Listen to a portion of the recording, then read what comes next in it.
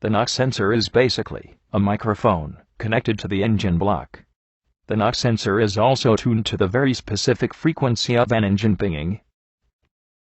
Inside the knock sensor is a crystal and supporting contacts. Knock sensors may have one or two terminals. With only one terminal, the sensor is grounded at the body itself. With two terminals, one is ground, and the other is the signal wire itself. The ECM expects to see a normal signal output with a normally running engine. If no output is seen, then the ECM issues an OBD2 code, P0324, through P0334, so a totally quiet knock sensor equals a dead or defective sensor. But, instead, if the ECM sees the normally operating signal, it then looks for a pinging waveform signature, and when it does finds it, tries to adjust ignition timing accordingly. The timing adjustment is done until the pinging stops. If it doesn't, then the ECM assumes a mechanical fault with the engine.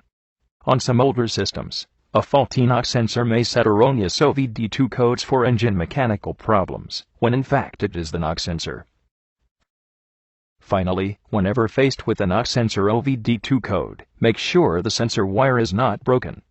Disconnect and perform a continuity test between the sensor and the ECM sensor pin.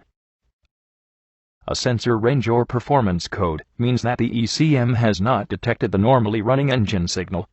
A circuit high means that only the bias diagnostic voltage outputted by the ECM is seen, or a possible broken wire. A circuit low means that the sensor is shorted to ground. Some newer vehicles may have two knock sensors to better detect a pinging engine. The best way to test a knock sensor is with the ADP Scope 1, which will show you the signal itself.